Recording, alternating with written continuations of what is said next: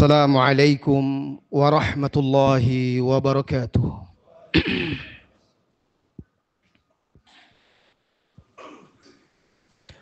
Alhamdulillah alladzi biyadihi al-mulku wa huwa ala kulli syai'in qadir. Ashhadu an la ilaha illallah wahdahu la syarika lah. Wa ashhadu anna Muhammadan abduhu wa rasuluh sallallahu alaihi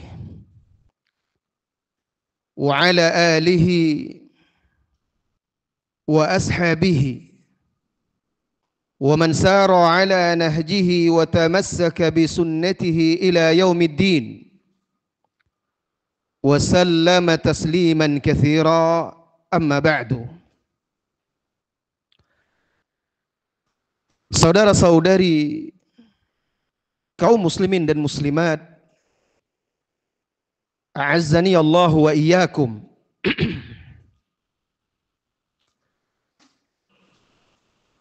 Alhamdulillah, syukur kita kepada Allah tabaraka wa ta'ala hingga detik ini Allah subhanahu wa ta'ala masih melimpahkan kepada kita hidayahnya. Dengan hidayah tersebut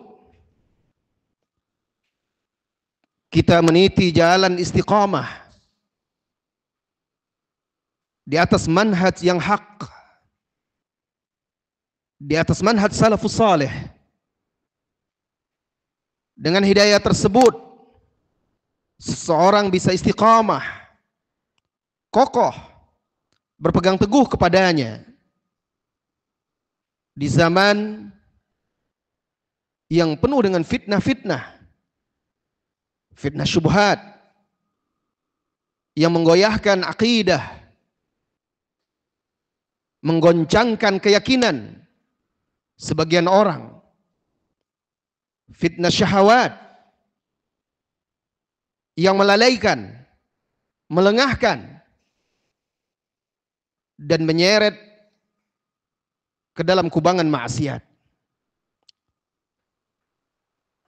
Saudara-saudari kaum muslimin dan muslimat, istiqamah di atas jalan yang lurus, jalan yang telah ditempuh oleh Nabi kita yang mulia Muhammad sallallahu alaihi wasallam serta para sahabatnya dan orang-orang yang mengikuti mereka dengan baik adalah nikmat yang sangat besar, nikmat yang sangat mahal. Oleh karena itu Rasulullah sallallahu alaihi wasallam di antara doa-doa yang beliau panjatkan kepada Allah Subhanahu wa taala, berdoa agar diberi keteguhan di atas agama, dan beliau juga berlindung dari haur ba'dal kaur, yaitu kembali kepada kekufuran setelah keimanan. Beliau berlindung dari kembali kepada kesesatan setelah kebenaran. Beliau berlindung dari kembali kepada kemaksiatan setelah ketaatan.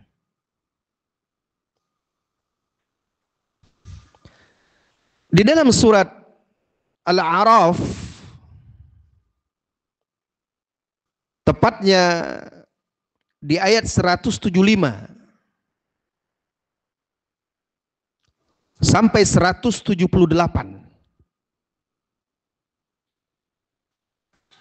Allah memberikan perumpamaan seseorang yang diberi nikmat kebenaran, ilmu, dianugerahi pemahaman terhadap ayat-ayatnya, lalu setelah itu berpaling kepada kekufuran, menyimpang dari jalan yang benar, membangkang kepada Allah Subhanahu wa taala. Dengar dan simak ayat yang mulia ini. Mari buka hati kita sebelum membuka telinga kita. Allah Subhanahu wa taala berfirman, "Watlu 'alaihim naba'a alladzi atainahu ayatina fansalakha minha fa'atba'ahu asyaitanu fakana minal ghawin." Bacakan kepada mereka, hai Muhammad sallallahu alaihi wasallam. Ceritakan kepada mereka berita tentang seseorang yang kami berikan kepadanya ayat-ayat kami.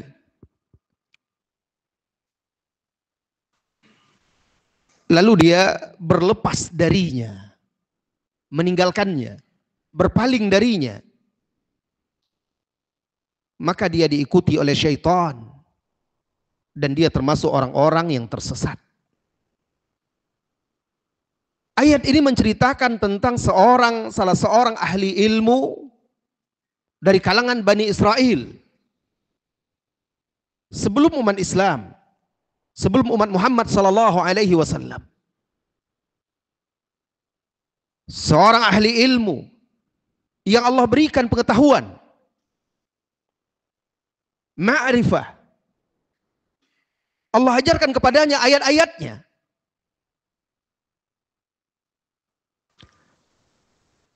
Lalu setelah itu dia tenggelam dengan malazzatud dunia, kelezatan kenikmatan dunia.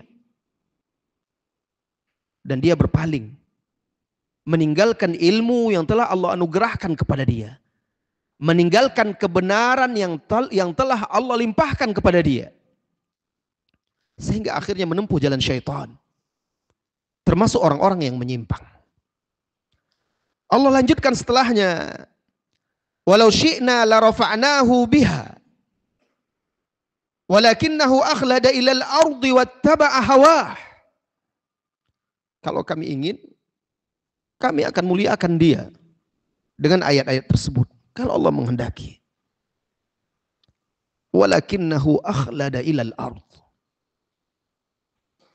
Akan tetapi dia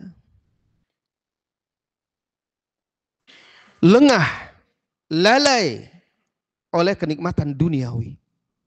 Terpesona, terpedaya oleh kenikmatan duniawi. Akhlada ilal ard. Kecintaan yang berlebihan kepada dunia. Wattaba'a hawah. Lalu dia mengikuti hawanya. Akhlada ilal ard. Ini syahwat. Wattaba'a hawah, mengikuti hawanya. Ini syubhat. Maka dia menyimpang dan tersesat. Fitnah yang menyesatkan manusia itu fitnah syubhat dan fitnah syahwat. Dan itu telah diingatkan oleh Rasulullah sallallahu alaihi wasallam.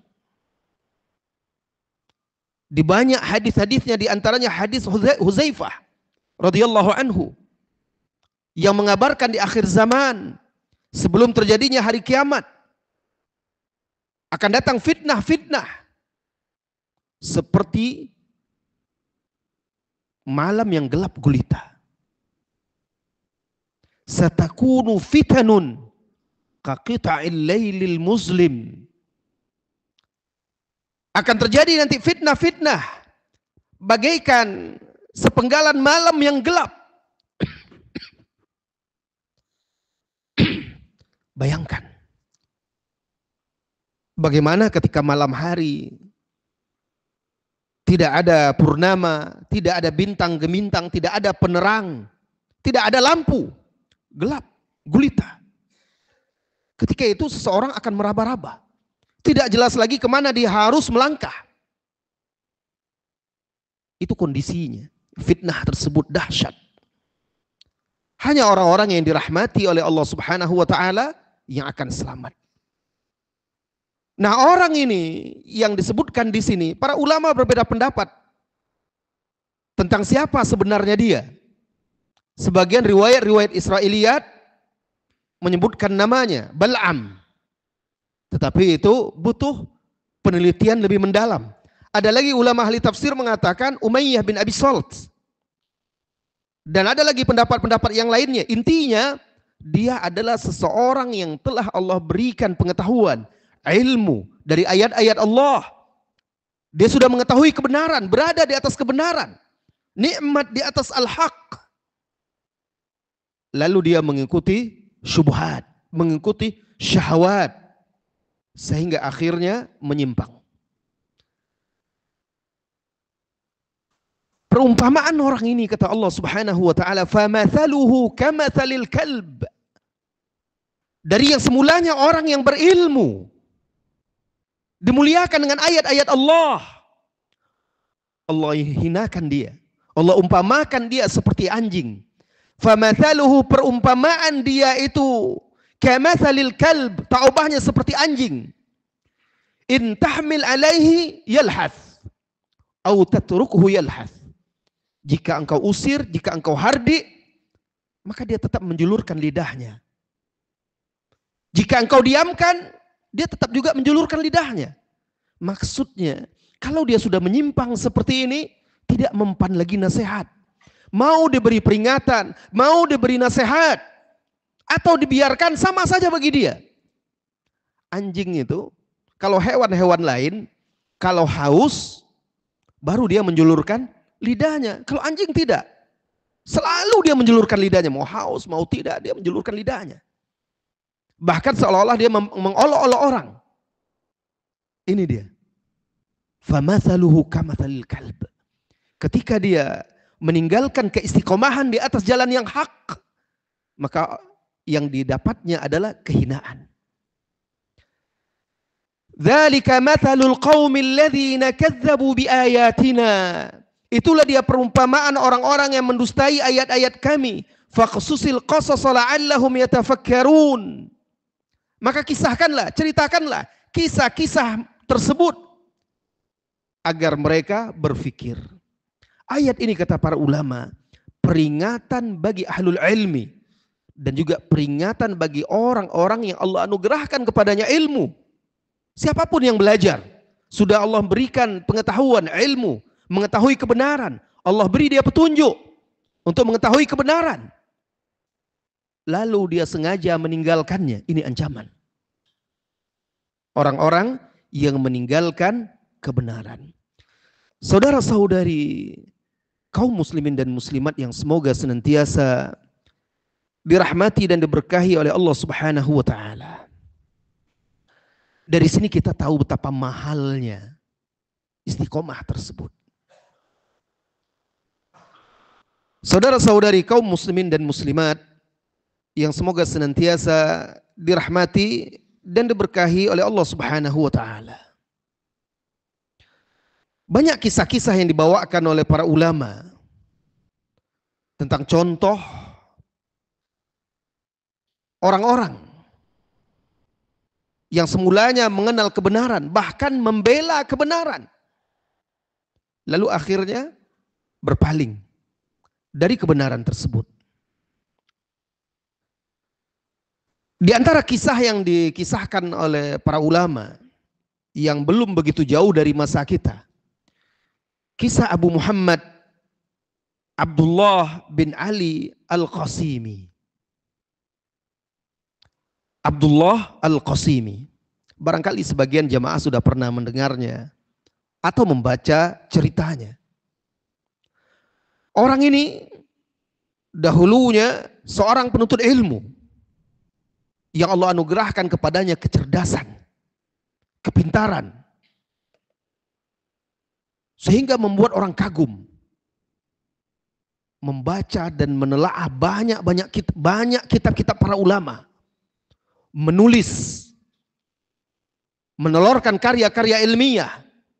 Bahkan pada awalnya karya-karya dia membela akidah salaf, akidah ahlus sunnah wal jamaah, membela dakwah salaf, membantah ahlus syirk dan orang-orang yang menyimpang, sehingga dipuji oleh para ulama di masanya. Begitu kuatnya keilmuan dia, begitu kuatnya tulisan-tulisan dia yang penuh dengan hujah-hujah.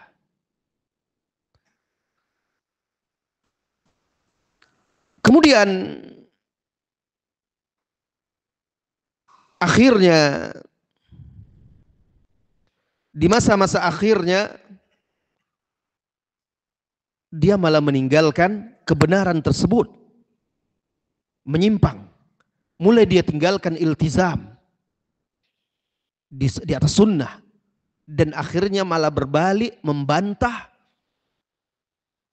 dakwah yang hak, dakwah sunnah, membantah para ulama-ulama ahlus sunnah wal jamaah.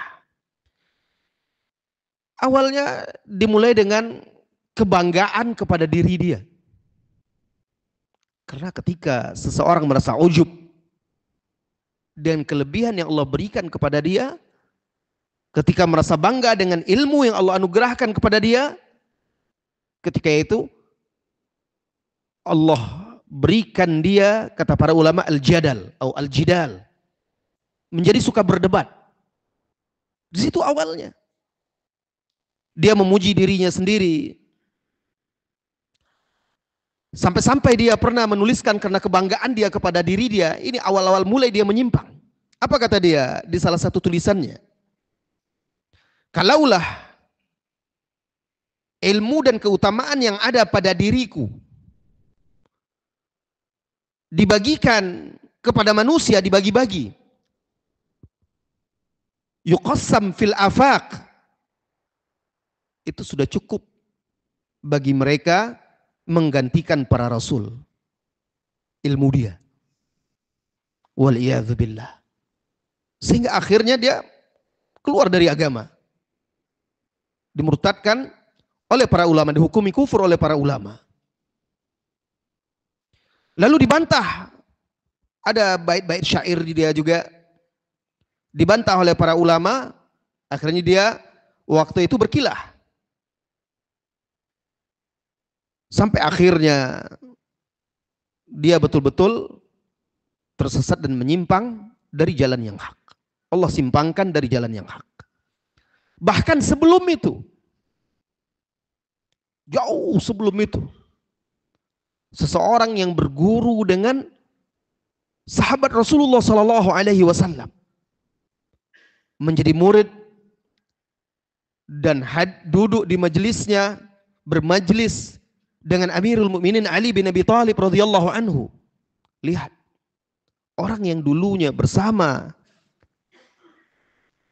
sahabat Ali bin Abi Thalib radhiyallahu anhu, akhirnya bisa menyimpang, berpaling,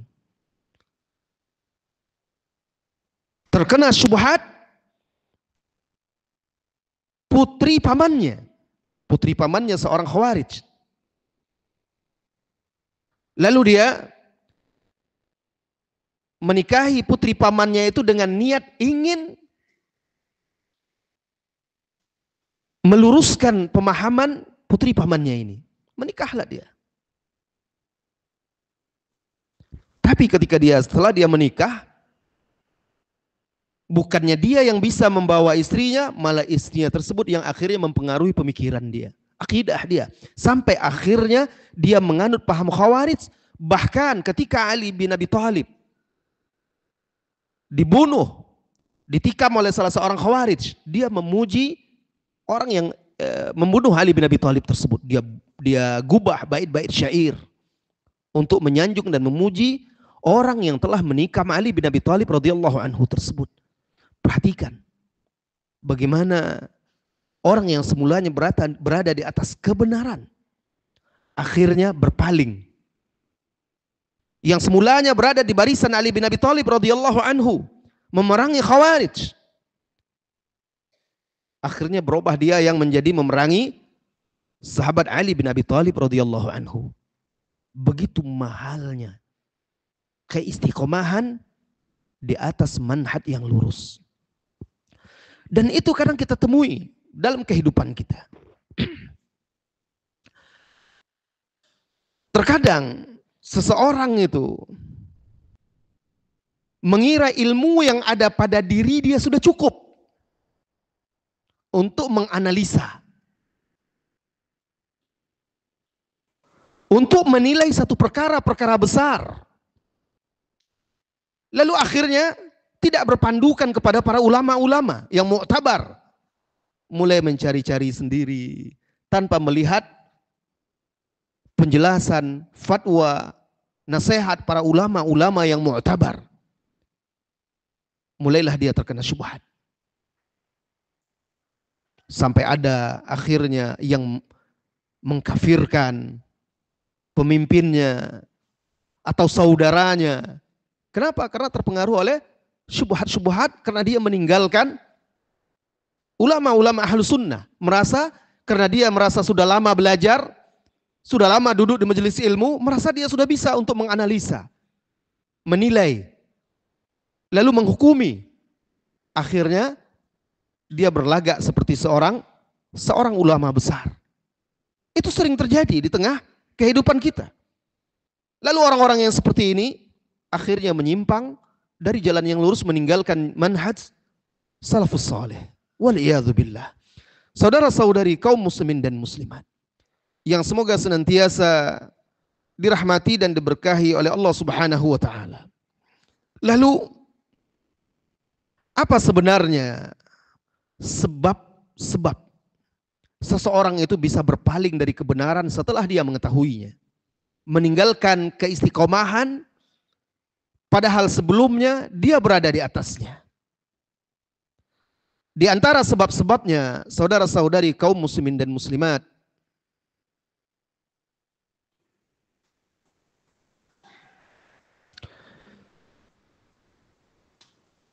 buruknya niat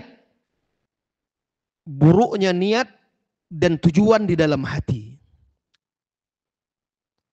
Apa maksudnya buruknya niat dan tujuan di dalam hati?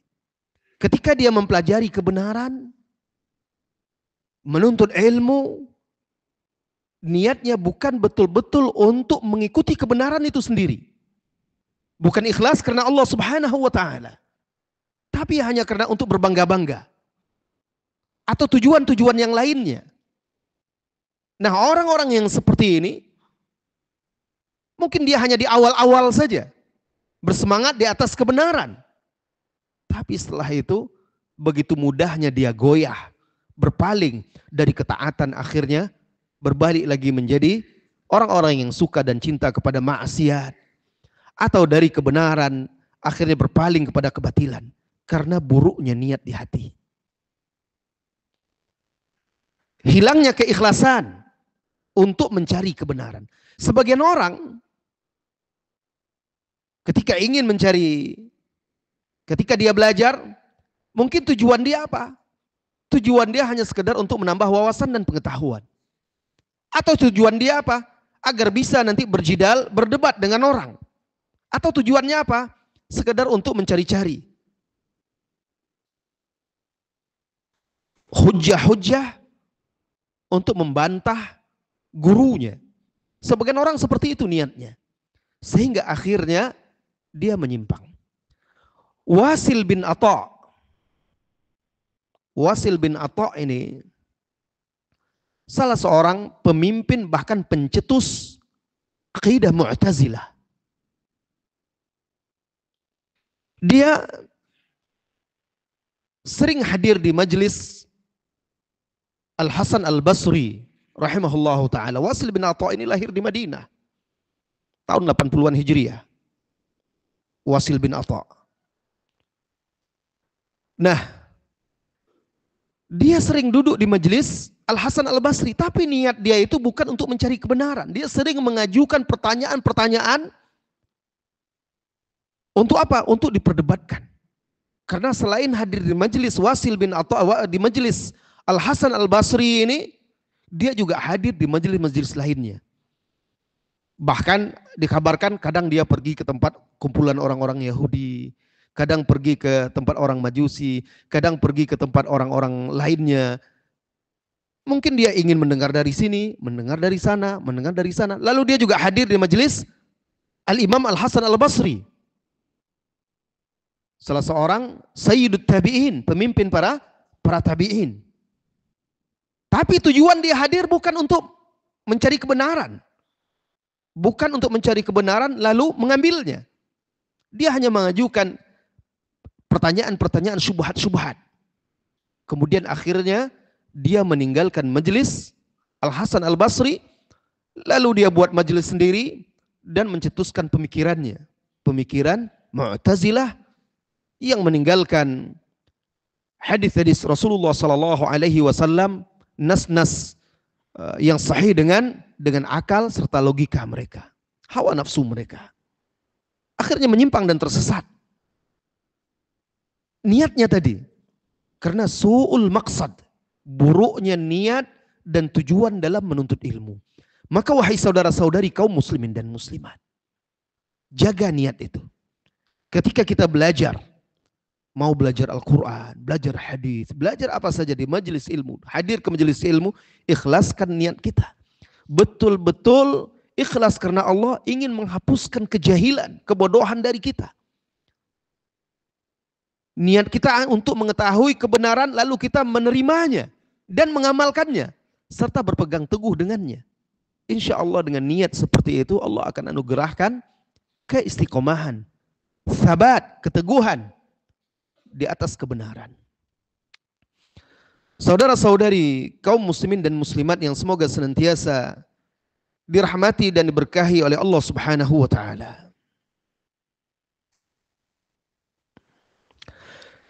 Sebagian ulama-ulama dahulu mengatakan, man takallama fil ikhlas wa lam yutalib nafsahu bidzalik ibtalahu Allah bihadki sitrihi inda ikhwanihi wa aqranihi. Perhatikan. Barang siapa yang berbicara tentang keikhlasan lalu dia tidak menerapkannya pada diri dia. Ini menunjukkan kalau kita membahas ilmu, belajar ilmu, itu tujuannya adalah untuk apa? Untuk kita amalkan, kita pegang teguh.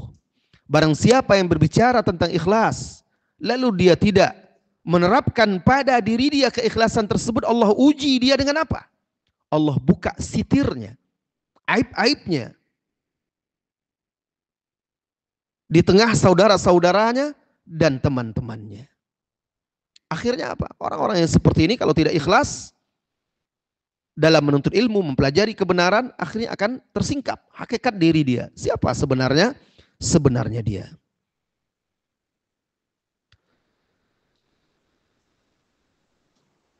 Saudara-saudari kaum muslimin dan muslimat yang semoga senantiasa dirahmati dan diberkahi oleh Allah Subhanahu wa taala. Kemudian sebab yang berikutnya yang menyebabkan seseorang itu mudah berpaling dari jalan yang hak, selalu melalaikan ketaatan dan menyepelekannya, serta menyepelekan ibadah-ibadah sunnah. Lalai mengerjakan sholat, menyepelekan ibadah-ibadah sunnah. Ini hanya sekedar sunnah. Lalu dia sepelekan, tidak dia kerjakan, sengaja dia tidak mengerjakannya, melalaikannya. Nah, ini juga menjadi sebab seseorang itu makin jauh dari Allah Subhanahu wa taala. Menyebabkan hati itu mengeras,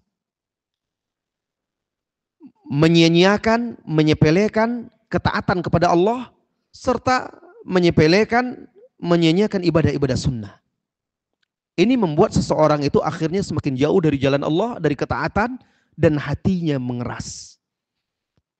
Kalau seseorang jauh dari ketaatan, jauh dari ibadah-ibadah sunnah, maka secara otomatis dia akan dekat kepada kelalaian, kelengahan, godaan-godaan dan tipu daya syaitan.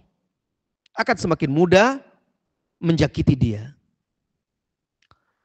Saudara-saudari kaum muslimin dan muslimat yang semoga senantiasa dirahmati dan diberkahi oleh Allah Subhanahu wa taala.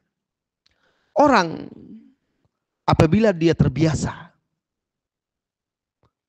meninggalkan ibadah-ibadah sunnah, tidak mengerjakan sholat rawatib sama sekali, maka pelan-pelan dia akan melalaikan ibadah fardu. Lalu dia akan menyia-nyiakannya. Mulai dia melalaikan sholat ke masjid, lalu mulai dia lalai ibadah-ibadah, mulai meninggalkan, dan seterusnya. Kalau sudah seperti itu, dia menjadi terbiasa. Kalau sudah terbiasa, hatinya tidak lagi merasa bersalah. Tidak lagi merasa berdosa kepada Allah Subhanahu wa taala, wal iyadzu billah.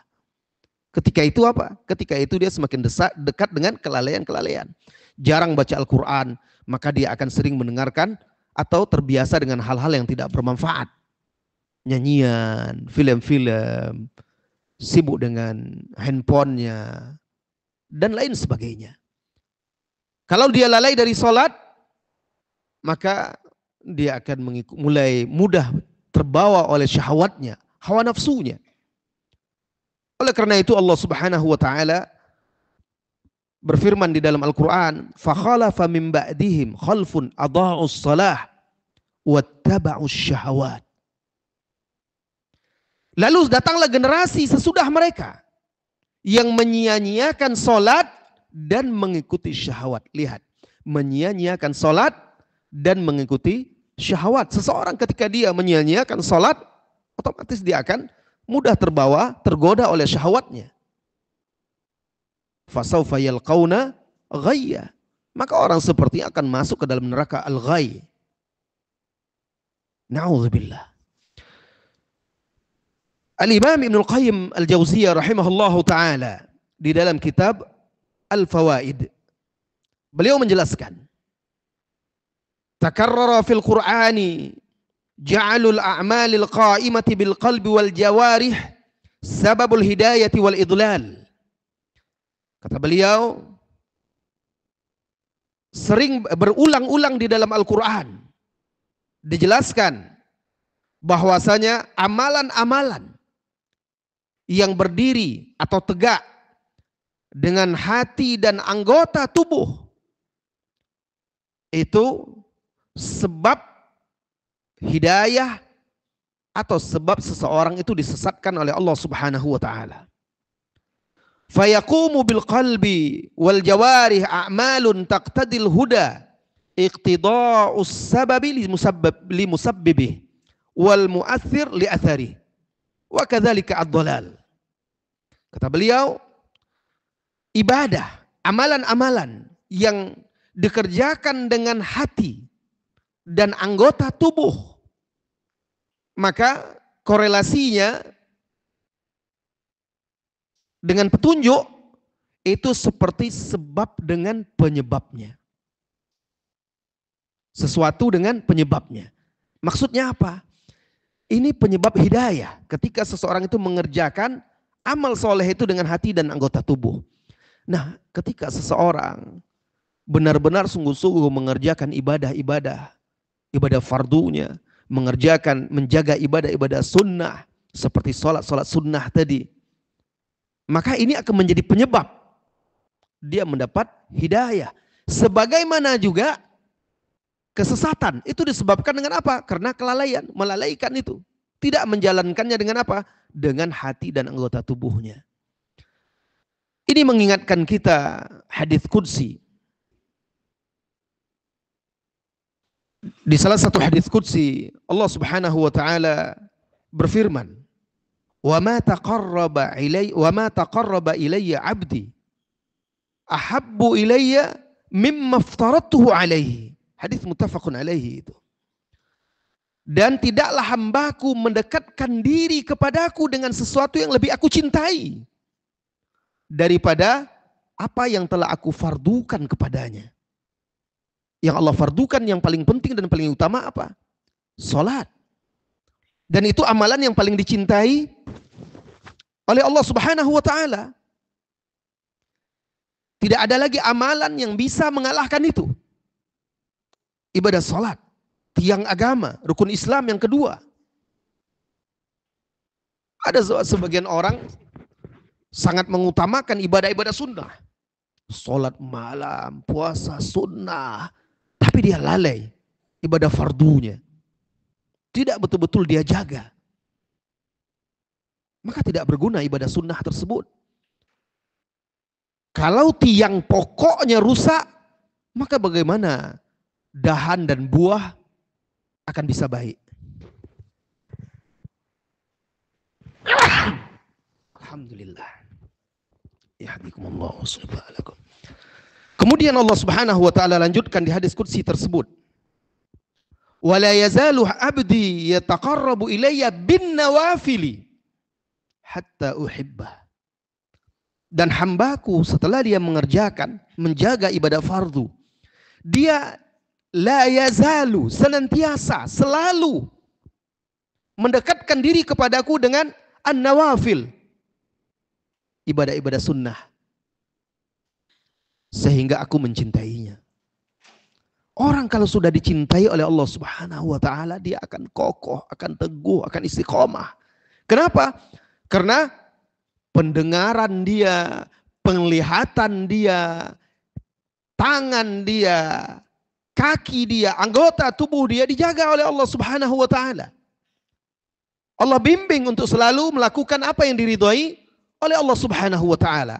Itu janji Allah. Fa idza ahbabtuhu, kata Allah, maka apabila aku mencintainya, fa ana sam'uhu alladhi yasma'u bihi wa basaruhu alladhi yubsiru bihi, maka aku, kata Allah, adalah pendengaran yang dia mendengar dengannya, penglihatan yang dia melihat dengannya, wa yaduhu allati yabtishu biha, tangan yang dia berbuat dengannya, wa rijluhu allati yamshi biha, dan kaki yang dia berjalan dengannya.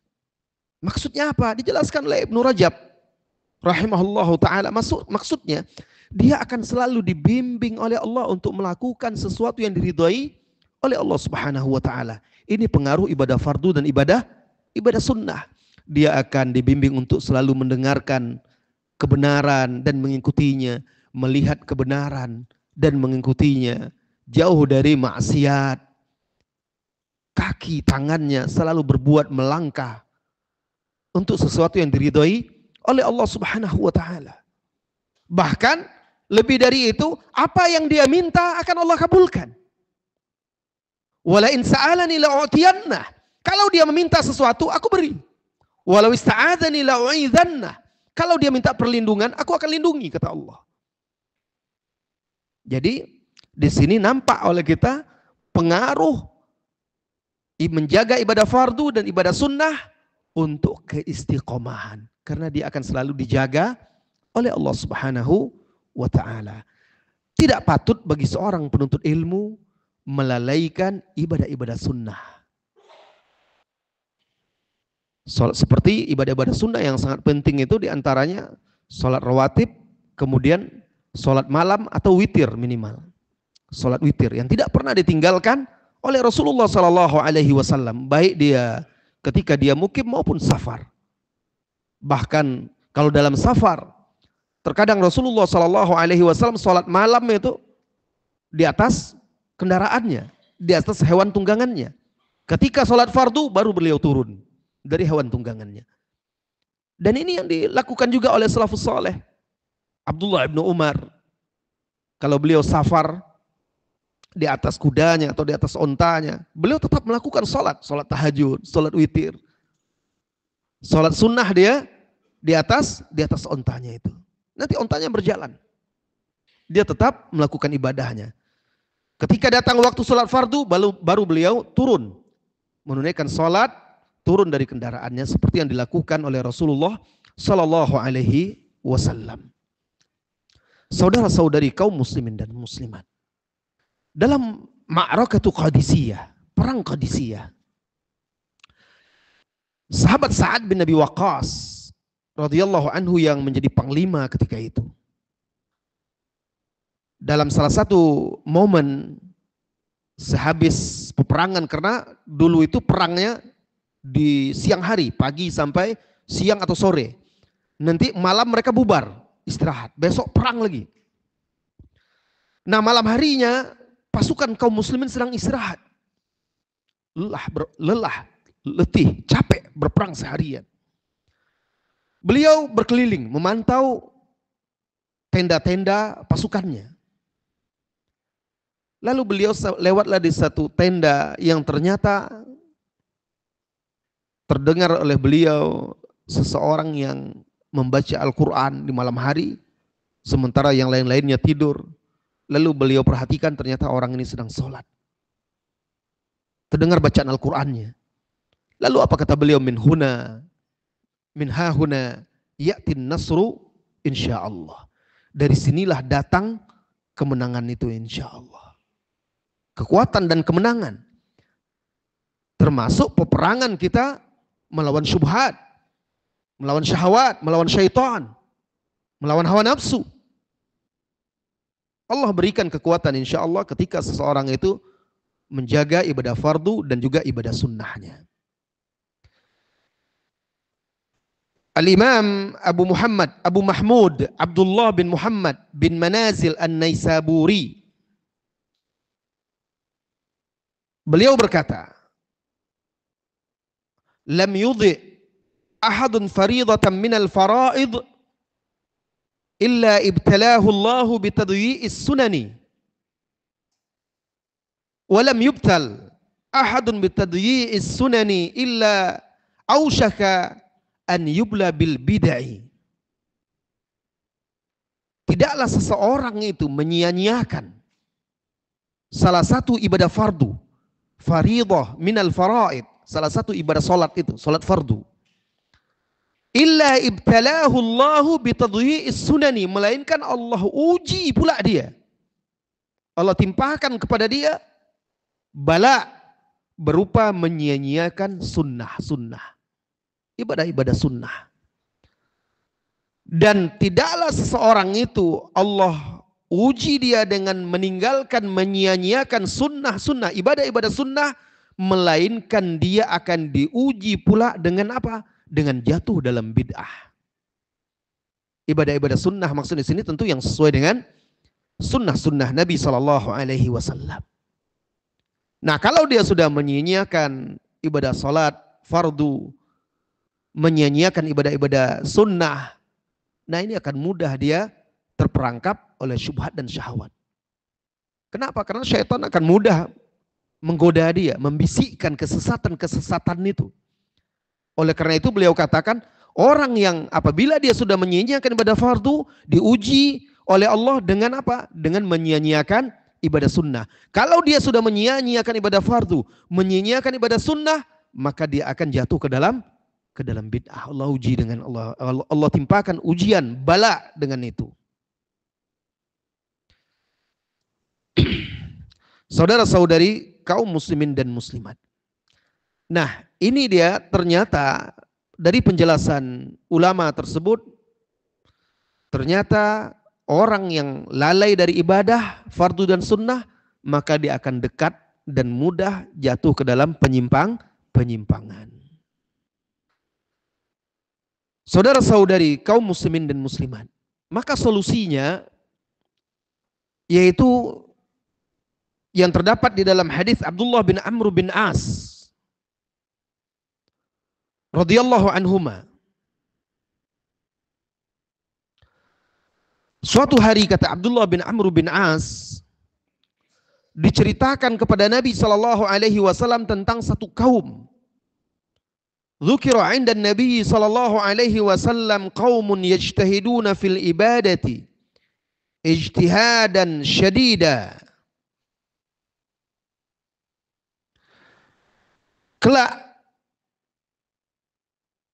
diceritakan kepada Nabi SAW ada sekelompok orang yang beribadah dengan sangat bersungguh-sungguh. Faqala Nabi SAW, lalu Nabi SAW mengomentari, tilka daruratul Islam wa syurratihi wa likulli amalin syurrah atau syirrah, faman kanat fatratuhu ila iqtisadin, dalam riwayat lain ila sunnati fa ni'ma ma hu, wa man kanat ila al ma'asi fa ulaika humul halikun. Artinya kata Nabi SAW ketika diceritakan kepada beliau tentang orang yang rajin dan sangat bersungguh-sungguh dalam ibadah. Beliau berkata, tilka daruratul Islam wa syuratuhu atau syiratuhu, itu adalah darurah Islam. Darurat Islam ini maksudnya apa? Memang salah satu tujuan Islam itu mengajarkan umatnya untuk beribadah kepada Allah Subhanahu wa taala, bersungguh-sungguh. Tapi orang ketika dia berlebihan beribadah, ibadah-ibadah sunnah, maka akan tiba masanya, kata Nabi sallallahu alaihi wasallam, walikulli amalin syurratuhu. Dan setiap amalan itu ada masa-masa jenuh dan bosannya. Ketika seseorang merasa bosan, jenuh, letih beribadah, faman kanat fatratuhu ila sunnati au iqtisad fa ni'mahu. Ketika seseorang merasa jenuh dalam satu ibadah, lalu dia larinya kepada sunnahku yang lain. Nah ini, kadang kita bosan, jenuh, manusia merasa jenuh melakukan satu ibadah sunnah, tapi tidak ditinggalkannya. Dia lanjutkan dengan ibadah sunnah yang lain. Maka kata Nabi SAW, itulah dia yang terbaik. Apa yang dia lakukan itu. Ada orang ketika dia mengerjakan sunnah, sholat malam, sholat tahajud, sholat rawatib, atau rajin membaca Al-Quran, tatkala dia merasa jenuh, bosan, lalu dia tinggalkan, berhenti dia. Tidak beribadah. Maka seperti ini malah akan menjatuhkan dia, menjerumuskan dia, atau menjauhkan dia dari Allah. Yang benar kata Nabi SAW, gantikan dengan ibadah-ibadah sunnah yang lain. Misalnya orang yang bosan atau jenuh, merasa jenuh, letih membaca Al-Quran, gantikan dengan ibadah sunnah yang lainnya. Dia bisa tingkatkan, bisa berzikir, dia bisa bersedekah, dia bisa sholat sunat. Capek sholat sunat, jangan paksakan, tapi gantikan dengan ibadah sunnah yang lainnya, baca Al-Quran atau yang lainnya. Ketika seseorang memaksakan atau malah berhenti meninggalkannya, kata Nabi SAW, wa man kanat fatratuhu ilal ma'asi, barang siapa ketika dia merasa jenuh satu ibadah, lalu dia malah berpaling kepada maksiat, maka itulah orang-orang al-halikun, orang-orang yang binasa. Saudara-saudari kaum muslimin dan muslimat yang semoga senantiasa dirahmati dan diberkahi oleh Allah Subhanahu wa taala. Yang ketiga, penyebab seseorang itu mudah menyimpang atau tersesat dari jalan yang lurus. Tidak mengambil ibrah dari kisah, tidak mengambil pelajaran dari kisah-kisah orang-orang yang berpaling atau tersesat karena fitnah-fitnah. Allah Subhanahu wa taala kisahkan di dalam Al-Qur'an di surah Al-A'raf tadi tentang seorang ahli ilmu di zaman Bani Israel. Tujuannya apa? Agar kita mengambil pelajaran. Berhati-hati. Kemudian juga kisah-kisah yang dituliskan oleh para ulama kita di kitab-kitabnya, diceritakan oleh mereka, atau yang kita dapati dalam kehidupan kita. Kenapa seseorang itu meninggalkan jalan yang hak padahal dia dahulu berada di atasnya? Bahkan kenapa dia malah berubah menjadi orang-orang yang melawan kebenaran? Apa sebabnya? Kenapa bisa seperti itu? Kita harus mengambil ibrah. Agar apa? Agar kita menjauhi sebab-sebabnya. Seseorang itu, kenapa dia terfitnah lalu meninggalkan jalan ahlus sunnah wal jamaah? Oh, karena dia terpengaruh, karena dia sering mencari-cari informasi-informasi sendiri, menggali di internet tanpa menanyakannya kepada ulama, kepada gurunya, kepada ustadznya. Lalu dia nilai sendiri, dia putuskan sendiri. Akhirnya apa? Dia terpengaruh. Betapa banyaknya orang seperti itu. Saya punya teman. Dulu saya kenal, semoga Allah memberi dia taufik dan memberi kita semuanya taufik dan hidayah. Dulu saya kenal, dia belajar dari guru-guru, ustadz-ustadz, salafi, sunnah. Belajar dan mendengar dari ulama-ulama. Lalu karena banyaknya informasi-informasi di zaman sekarang yang mudah diakses. di internet, di YouTube, di Facebook, di sosmed-sosmed lain. Mungkin dia sering mendengar tanpa menyaring. Apa yang dia dengar, sampai-sampai akhirnya saya dikagetkan dia mempercayai ada orang-orang yang dianggap bahkan mengaku sebagai Imam Mahdi dari negeri Yaman yang menghasut untuk memusuhi para ulama-ulama yang ada di Arab Saudi dan menghasut orang-orang untuk memberontak. Murid-muridnya menganggap dia sebagai Imam Mahdi. Dan teman ini bisa terpengaruh. Hanya apa? Hanya karena mendengarkan di YouTube saja. Tanpa menggali, melihat apa pendapat ulama tentang orang ini. Siapa sebenarnya dia. Terakhir, ketika itu saya ingatkan. Saya jelaskan, lihat fatwa-fatwa ulama penjelasan siapa sosok orang ini sebenarnya. Pemikirannya berbahaya. Tapi dia tidak mengindahkan. Terakhir bahkan saya dengarkan terang-terangan menulis, mempertanyakan bahwa ini sudah pemimpin-pemimpin di sana yang didukung oleh sebagian ulama-ulamanya di sana itu sudah sampai kepada kufron bawah, kufur yang nyata. Kenapa? Karena adanya sebagian kemaksiatan yang terjadi di sana. Penyimpangan-penyimpangan yang terjadi di sana. Padahal kalau kita belajar sejarah-sejarah Islam, tidak sedikit khulafa di zaman dahulu, di zaman Abbasiyah, sebagian di zaman Bani Umayyah, yang juga mereka melakukan penyimpangan-penyimpangan, terjatuh dalam maksiat. Tapi tidak ada ulama-ulama yang imam-imam dahulu yang sampai mengkafirkannya. Ini terang-terang menyatakan kufrun bawah. Na'udzubillah. Ini fitnah. Kenapa? Karena fitnah syubhat. Maka kita harus mengambil pelajaran. Penyebabnya apa?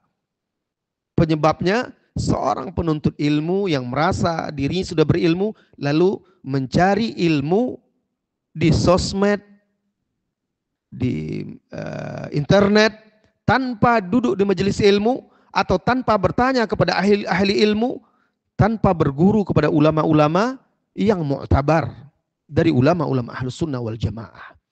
Saudara-saudari kaum muslimin dan muslimat yang semoga senantiasa dirahmati dan diberkahi oleh Allah Subhanahu wa taala.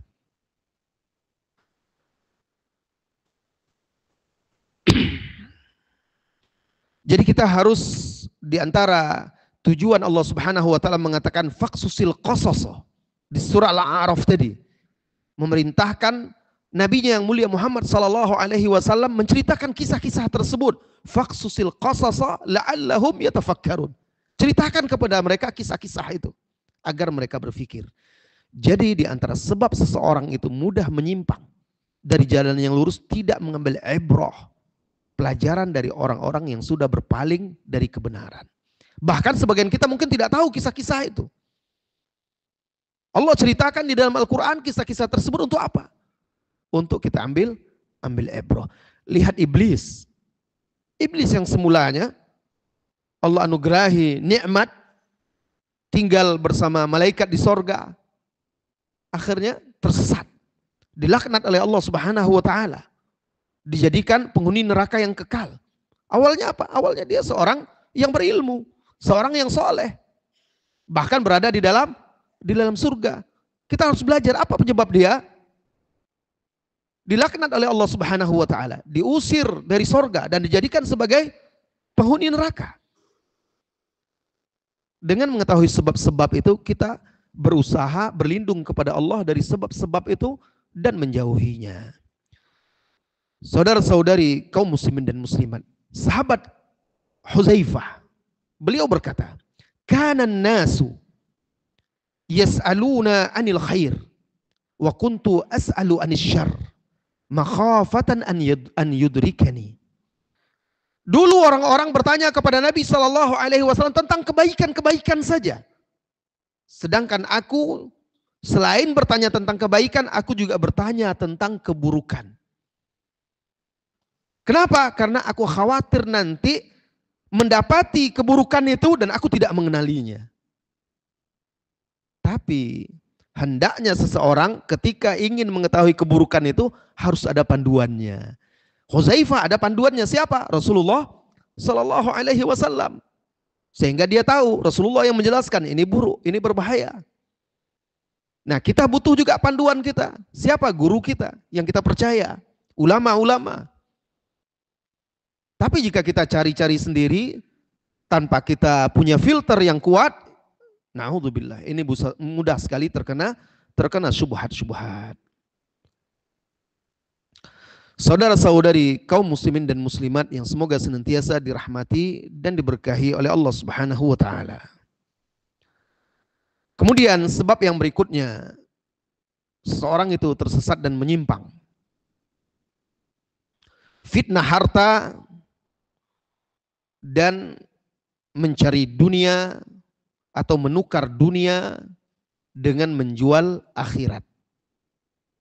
Ini juga menyebabkan seseorang itu mudah goyah dan menyimpang. Fitnah harta. Berlebih-lebihan mengejar dunia untuk mendapatkan kenikmatannya, lalu menghalalkan segala cara sehingga menjual agamanya, akhiratnya untuk mendapatkan kenikmatan duniawi yang fana. Nah, hal ini juga membuat seseorang itu mudah goyah. Godaan-godaan harta. Sehingga dia meninggalkan jalan yang hak. Jalan ketaatan. Dia gantikan dengan kemaksiatan. Hudzaifah berkata radhiyallahu anhu, "Iyyakum wa mawaqiful fitan." Iyyakum wa mawaqifal fitani. Waspadai. Jauhi oleh kalian tempat-tempat fitnah. Qil, wa ma mawaqiful fitani ya Aba Abdullah? Apa itu tempat-tempat fitnah, wahai Abu Abdullah? Qala abwabul umara yadkhulu ahadukum 'ala al-amir fayusaddiquhu bil kadhibi wa yaqulu ma laysa fihi, yaitu pintu-pintu penguasa. Seseorang mendekat kepada penguasa lalu diberikan harta, fasilitas-fasilitas, akhirnya membenarkan kedustaan-kedustaannya. Wa yaqulu ma laysa fihi, dan mengatakan apa yang tidak ada padanya. Fitnah harta. Seseorang kalau sudah disumbat dengan harta yang bergelimang, maka berat dia untuk menyuarakan kebenaran. Untuk menyampaikan kebenaran. Memberi nasihat. Mengingkari kemungkaran. Oleh karena itu para ulama-ulama salafus saleh dahulu, mereka mengingatkan agar seseorang yang tidak memiliki kemampuan, kekuatan untuk menghadang fitnah-fitnah harta tersebut, maka hendaknya menjauhi pintu-pintu penguasa agar selamat agamanya. Saudara-saudari kaum muslimin dan muslimat yang semoga senantiasa dirahmati dan diberkahi oleh Allah Subhanahu wa taala. Qala Abu Hazim berkata, Inna Bani Israel, sebagaimana dinukilkan di dalam kitab Sifatus Safwah. Inna Bani Israel lamma kanu ala sawab kanatil umara tahtaju ilal ulama. Wa kanatil ulama tafirru bidiniha minal umara. Dulu Bani Israel, tatkala mereka berada di atas kebenaran, maka penguasa-penguasa membutuhkan ulama. Penguasa yang butuh kepada ulama. Dan ketika itu para ulama lari dengan agamanya menjauh dari penguasa-penguasa. Maksudnya tidak menjilat. Falamma ra'a dzalika qaumun min adillatin nas ta'allamu dzalika al-ilma wa atau bihi ila al-umara fastaghnat bihi 'anil ulama wajtama'a al-qaumu 'ala al-ma'siyah fasaqatu wantakasu. Kemudian kata dia, lalu ada sekelompok orang-orang yang hina. Kemudian mereka belajar pula ilmu agama di zaman Bani Israel. Lalu dia bawa ilmu itu ke pintu-pintu penguasa. Kalau dulu sebelumnya ulama-ulama itu tidak seperti itu.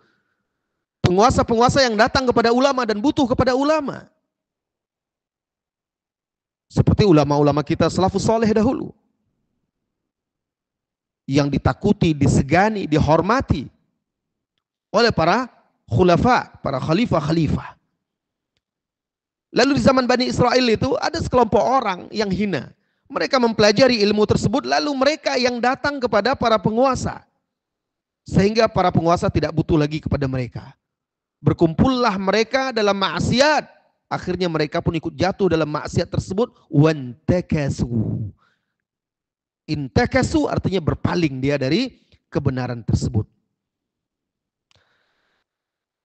Walau kana ulama'una yasununa ilmahum lam tazal al-umara tahabuhum. Kalaulah para ulama kita menjaga ilmu mereka, maka para pemimpin, para penguasa pasti tetap akan segan hormat kepada mereka. Saudara-saudari kaum muslimin dan muslimat. Obatnya apa? Obatnya jangan berlebihan mengejar dunia. Berusaha, bekerja. Tapi niatkan untuk apa? Untuk mencari bekal akhirat, untuk harta tersebut bisa digunakan melakukan ketaatan kepada Allah Subhanahu wa taala. Nabi SAW bersabda di dalam hadis yang sahih, "Ta'isa abdud dinar wa abdud dirham wa abdul khamisah." Celaka, merana. Abdud dinar, budak dinar, emas. Abdud dirham, budak perak. Wa abdul khamisah. Khamisah itu pakaian yang cantik, yang bagus. Maksudnya di sini orang-orang yang menghambakan dirinya kepada dunia, kepada harta, emas, perak, dan kemewahan duniawi. In u'tiya radhiya wa in muni'a sakhit. Orang-orang yang seperti ini, orang-orang yang cinta dunia berlebihan ini, kalau diberi dunia, harta, maka dia senang, suka. Kalau tidak diberi, dihalangi, dia pun murka dan marah. Ta'isa wan takas. Sengsara wan takas. Intakas berpaling dari benar, dari taat kepada kebatilan, kepada maksiat. Ta'isa wan takash wa idza thika falan tak wa idza shika falan takash tuba li abdin akhidhun bi inani farasihi fi sabilillah ash'atha ra'sahu mughbiratan qadamah in kanatil hirasa kana fil hirasa wa in kanatis siqaya kana fi siqaya in ista'dzana lam yu'dzan lahu wa in syafa'a lam yushfa. Lalu kata Nabi SAW, beruntung seorang hamba yang menuntun tali kekang kudanya di jalan Allah sehingga rambutnya berdebu, kakinya berdebu, rambutnya kusut masai. Kenapa? Karena berjuang di jalan Allah. Kalau dia ditempatkan dimanapun dia ditempatkan, di medan perang atau di barisan itu, maka dia akan terima. Wa in kanatil hirasa fil hirasa. Kalau disuruh berjaga, dia berjaga. Kalau ditugaskan bagian konsumsi, dia pun bekerja di bagian konsumsi. Maksudnya dia ikhlas. Apapun posisi dia dalam perjuangan di jalan Allah yang diberikan, dia akan lakukan. Dia tidak ada ingin untuk menjadi panglima, pemimpin, bagian ini, bagian itu. Selama itu di jalan Allah, dia akan terima, dia akan lakukan. Kenapa? Karena tujuannya adalah mendapat ridho Allah. Tujuannya adalah ikhlas karena Allah Subhanahu wa taala.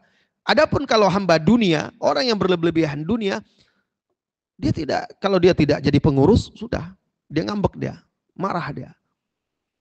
Lalu dia tinggalkan masjid. Sebagian orang seperti itu. Lah, dia ini ingin berdakwah, ingin beribadah, atau ingin apa? Ingin kedudukan. Kalau dia direkrut misalnya, tapi dia hanya dapat bagian-bagian yang tidak bergengsi misalnya, cuma bagian-bagian sarana prasarana, dia merasa waduh saya dikerdilkan. Tidak seperti itu. Seorang yang ikhlas, lihat Khalid ibn Walid, dari yang awalnya seorang panglima besar di zaman Abu Bakar As-Siddiq radhiyallahu anhu, seorang saifun min suyufillah. Rasulullah SAW yang menggelarinya saifun min suyufillah, salah satu pedang Allah. Di zaman Umar bin Khattab radhiyallahu anhu, dia dicopot dari jabatannya sebagai panglima, digantikan oleh Umar dengan sahabat yang lainnya. Karena kebijakan Umar sebagai seorang khalifah. Dan namun begitu, Khalid bin Walid tetap berjuang, tetap berperang di jalan Allah walaupun hanya sebagai prajurit biasa, bukan lagi panglima. Tidak ada masalah. Itu keikhlasan yang harus kita contoh. Tapi orang kalau dia cinta kepada dunia, akhirnya dia berpaling. Saya tidak dianggap di sini. Lah dia ingin dianggap oleh Allah atau dianggap oleh manusia. Akhirnya sebagian orang ada yang berpaling, meninggalkan dakwah, meninggalkan majlis, lalu akhirnya ikut majelis-majelis yang tidak benar, ikut kelompok-kelompok yang menyimpang. Awalnya kenapa? Karena dia merasa tidak diperhatikan, merasa ditinggalkan, merasa tidak diberi kedudukan. Tidak. Di atas jalan Allah Subhanahu wa taala ini, tujuan kita adalah ikhlas karena Allah Subhanahu wa taala, bukan karena dunia, bukan karena jabatan, bukan karena kebanggaan, bukan sum'ah agar nama kita tenar, bukan pula riya, dilihat dan dipuji oleh manusia.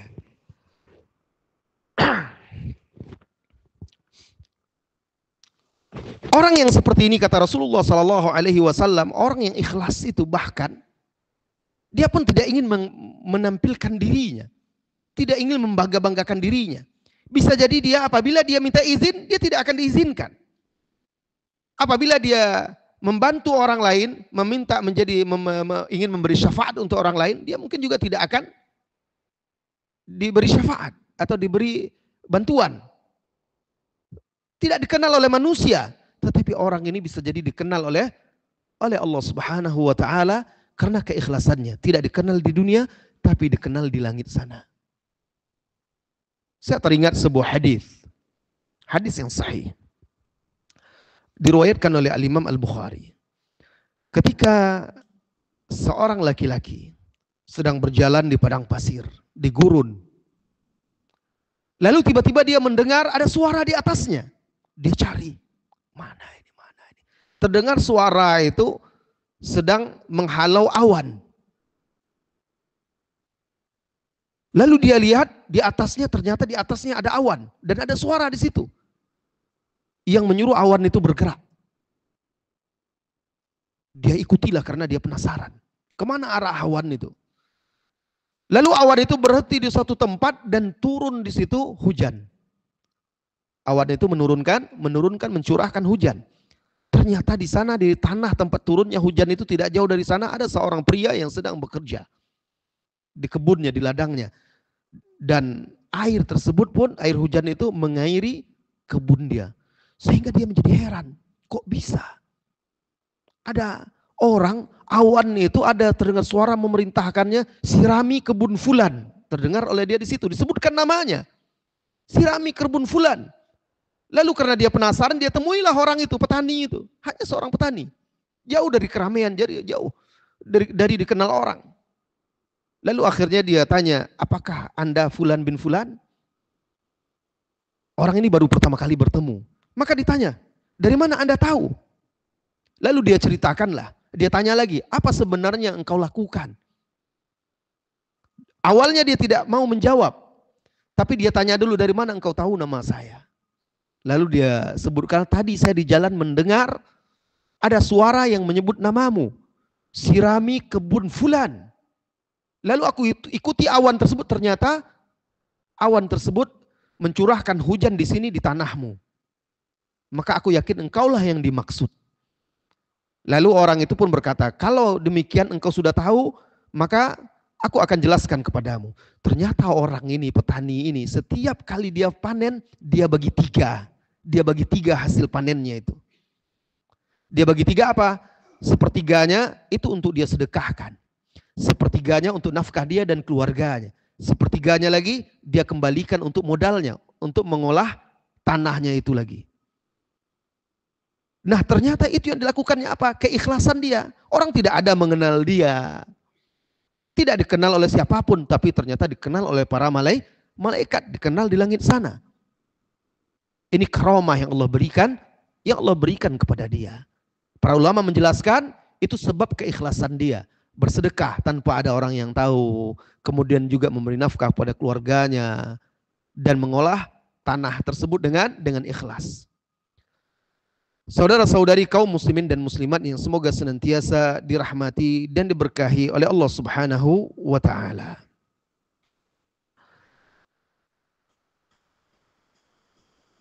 Berikutnya,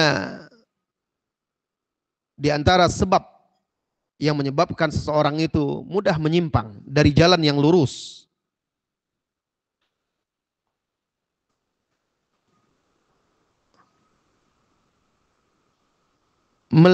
meremehkan dosa-dosa, menganggap remeh dosa-dosa.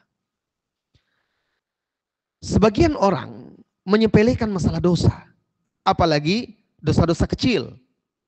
Maka dia tidak beristighfar, tidak memohon ampun kepada Allah dan tidak berusaha meninggalkannya dengan mengatakan ini hanya sekedar dosa kecil.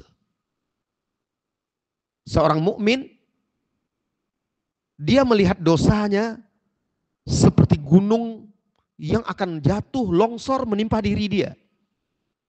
Seseorang kalau dia berada di kaki gunung, lalu dia tahu gunung itu akan meletus atau terjadi longsor di puncak gunung, apa yang harus dia lakukan?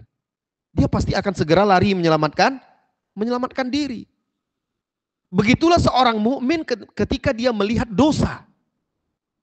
Adapun seorang munafik, kata Nabi SAW, sikap dia terhadap dosa itu, seorang munafik seperti lalat yang hinggap di hidungnya.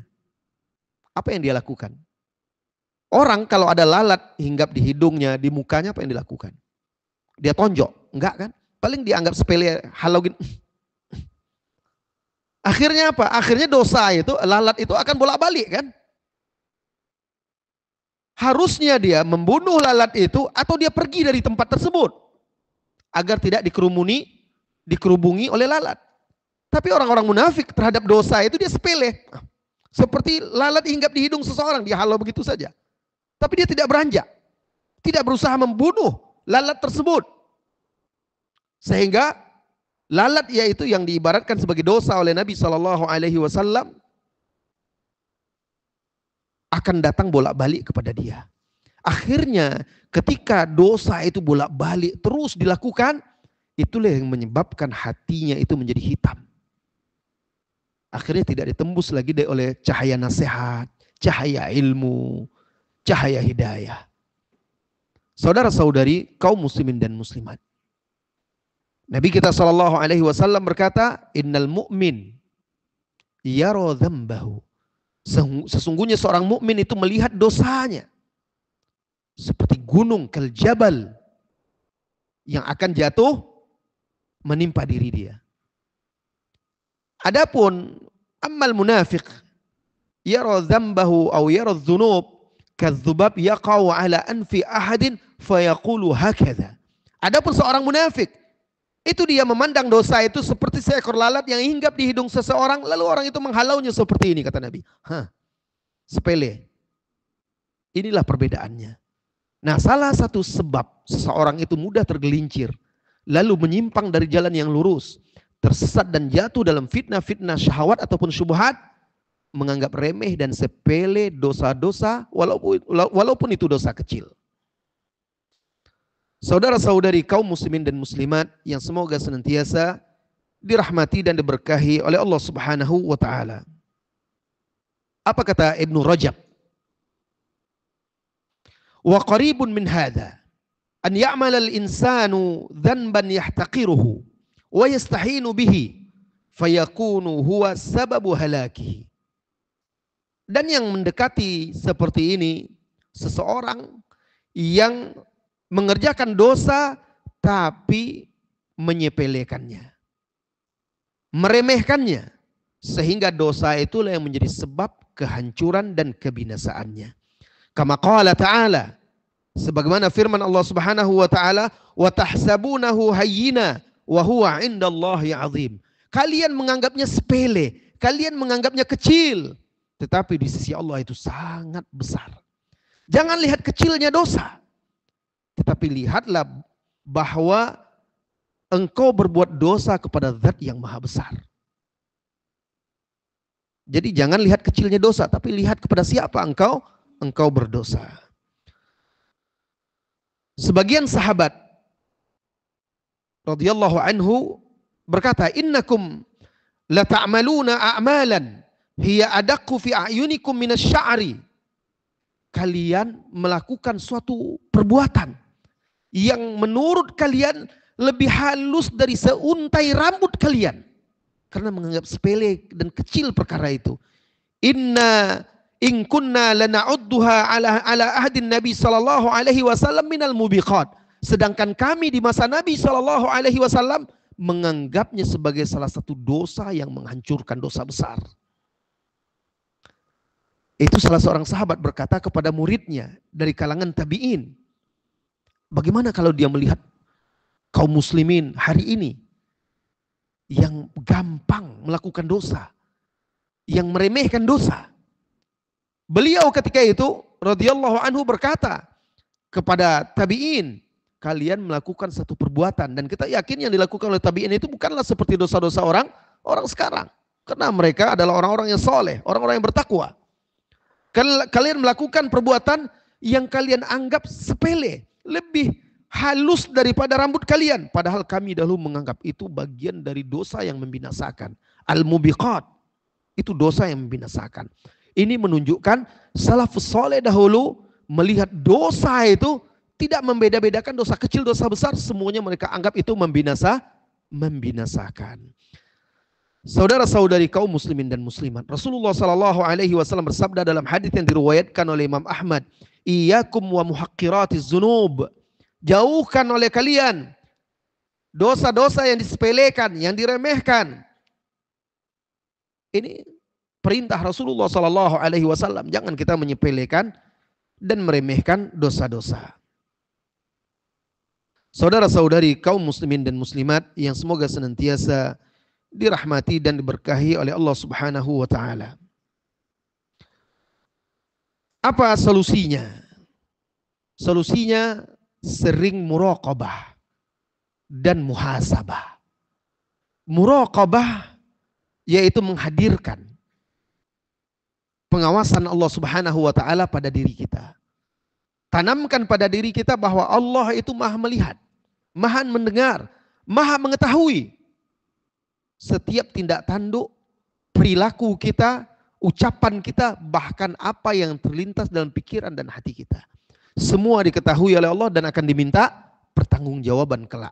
Kalau itu selalu kita hadirkan, walaupun kita seorang diri di tempat yang gelap, sunyi, tapi kita tahu Allah Maha melihat, Allah Maha mendengar, Allah Maha mengetahui. Ada malaikat yang mendengar, yang mengawasi, ada malaikat yang mencatat, maka akan muncul rasa takut kepada Allah Subhanahu wa taala. Kemudian muhasabah.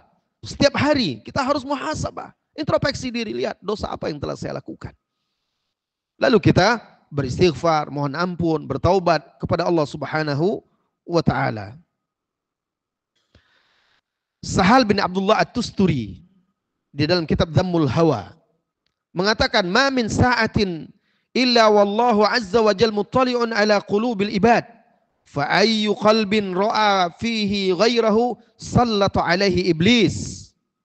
Tidak berlalu satu saat pun melainkan Allah memantau, mengawasi, mengetahui hati setiap anak manusia.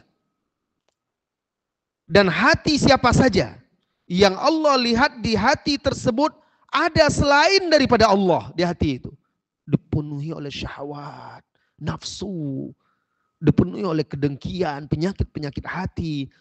Maka ketika Allah lihat di hati orang tersebut dipenuhi oleh selain Allah, sallatu alaihi iblis, maka Allah jadikan iblis menguasai hati tersebut.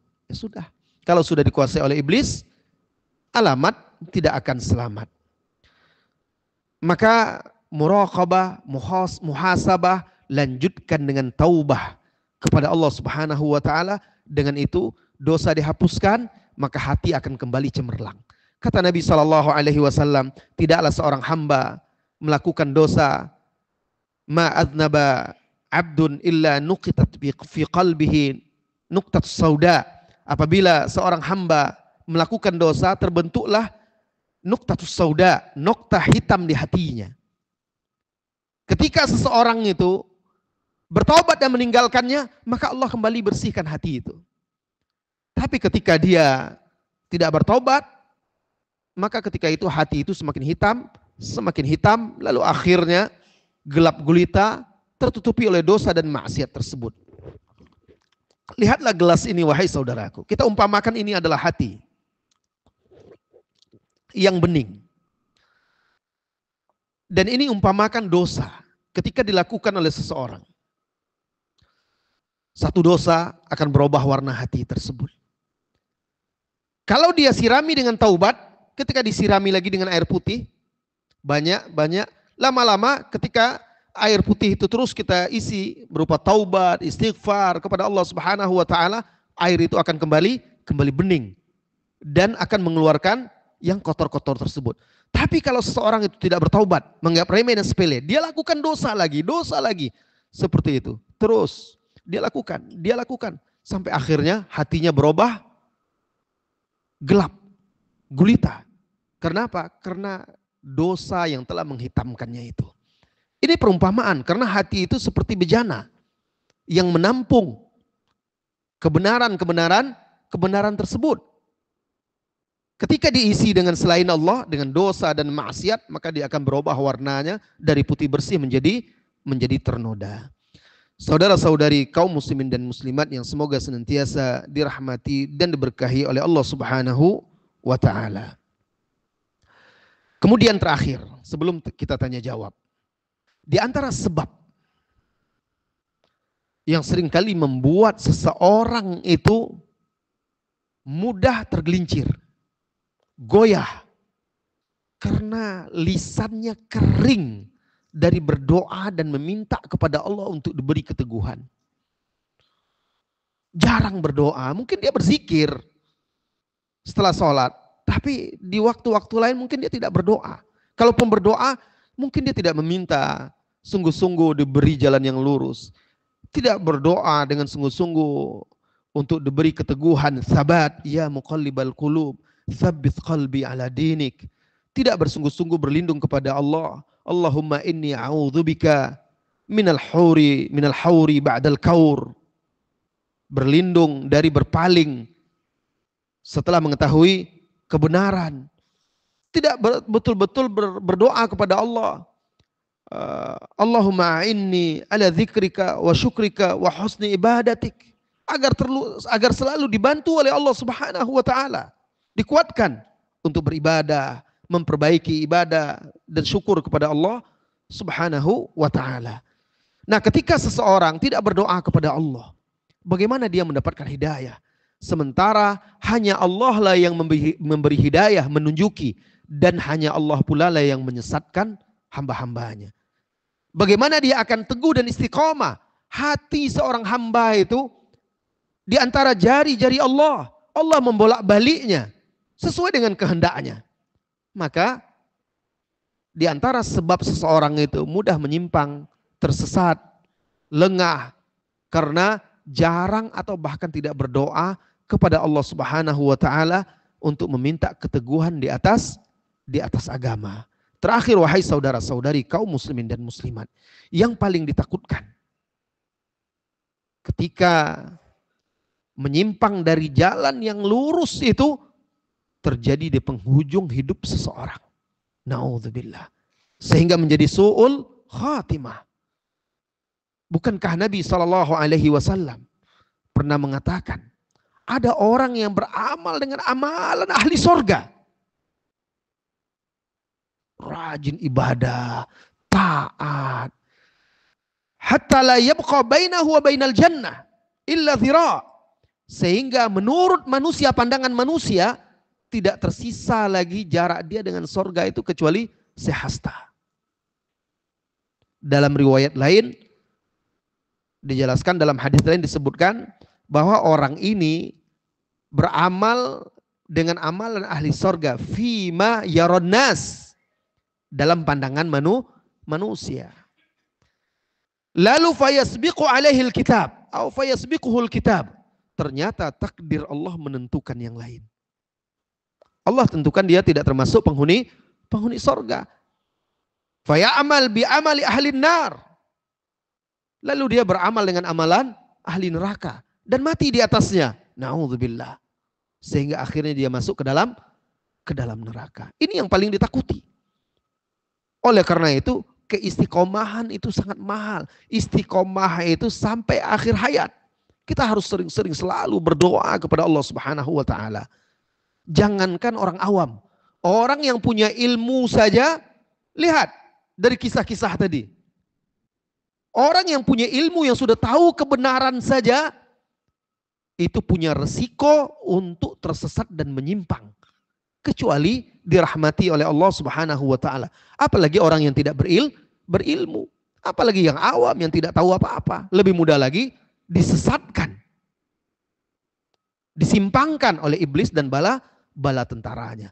Maka mau baik orang yang berilmu, para penuntut ilmu, orang-orang awam, semuanya wajib berdoa meminta keteguhan kepada Allah Subhanahu wa taala.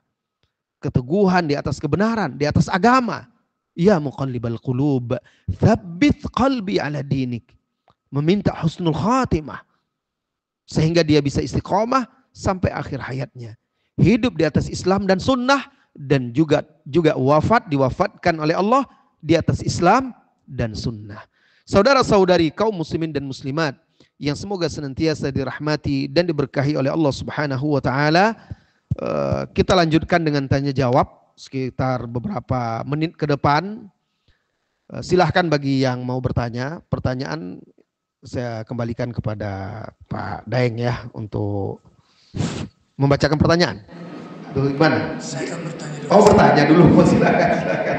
Alhamdulillah pada pagi hari ini kita sudah mendapatkan siraman rohani dan sangat pantas di saat-saat seperti sekarang ini di mana dahsyatnya gelombang fitnah subhat dan syahwat. Iya. Dan di tengah gelombang fitnah subhat dan syahwat tentunya sangat sulit untuk kita bisa istiqomah kecuali orang-orang yang dirahmati oleh Allah Subhanahu wa taala. Dikatakan tadi Ustaz, tidaklah seorang menyanyiakan ibadah wajib, maka dia akan menyanyiakan ibadah sunnah. Dan tidaklah seorang menyanyiakan ibadah sunnah, maka dia akan jatuh kepada bid'ah. Saya simpulkan di sini bahwa begitu pentingnya ibadah sunnah ini untuk menjaga keistiqomahan di dalam ibadah wajib. Bagaimana seorang wanita atau seorang istri yang meninggalkan ibadah-ibadah sunnah, sholat sunnah, duduk di majelis ilmu, dengan bersandarkan hadis seseorang bila taat kepada suaminya, sholat 5 waktu, saum Ramadan, maka dia akan masuk surga dari pintu mana yang dia kehendaki, dan juga bersandarkan kepada seorang yang bertanya kepada Rasulullah, ya Rasulullah, apa gerangan yang akan saya lakukan untuk bisa masuk surga? Kurang lebih seperti itu. Mungkin Ustadz bisa lebih menjelaskan. Sehingga Rasulullah menjelaskan ketika itu menjaga sholat, saum, dan sahabat mengatakan saya tidak akan menambah kecuali dengan hal ini. Bagaimana ini Ustaz? Iya. Jazakallah. Baik, pertanyaan yang bagus sekali. Kaitannya menjaga ibadah sunnah dan seorang wanita muslimah, ya, yang mana dia diperintahkan taat kepada suaminya. Bahkan mungkin dia merasa cukup dengan ketaatan kepada suaminya, dia menjaga ketaatan kepada suaminya, dia akan masuk surga. Ketahuilah wahai saudara-saudari kaum muslimin dan muslimat, bukankah istri-istri Rasulullah Sallallahu Alaihi Wasallam wanita yang paling taat kepada suaminya? Tapi mereka juga adalah orang yang sangat kuat ibadah-ibadah sunnahnya.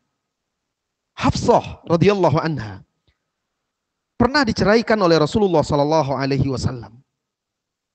Ditalak oleh Rasulullah sallallahu alaihi wasallam. Allah perintahkan Rasulullah untuk rujuk lagi kepada Hafsah. Apa alasannya waktu itu? Jibril datang menyampaikan perintah itu, innaha sawwama qawwama. Rasulullah diperintahkan oleh Allah rujuk lagi kepada Hafsah. Kenapa? Karena dia seorang wanita yang sawwama, qawwama, wanita yang rajin puasa. juga rajin sholat malam. Sawama qawwama. Qawwamah itu yang rajin sholat malam. Subhanallah. Ternyata istri Rasulullah SAW itu orang yang juga rajin ibadah sunnah. Bahkan saking rajinnya ibadah sunnah, istri Rasulullah SAW, salah seorang istrinya yang lain, itu pernah Rasulullah mendapatkan seutas tali di masjid di bagian belakang. Ditanya ternyata punya salah seorang istrinya. Tali itu apa? Kalau dia capek berdiri sholat, dia berpegang di situ. Rasulullah nasihati agar dia melakukan ibadah yang dia sanggupi dan tidak memaksakan dirinya. Tapi itu semangat dia. Pernah pula Rasulullah SAW pergi sholat subuh ke masjid, istrinya di rumah.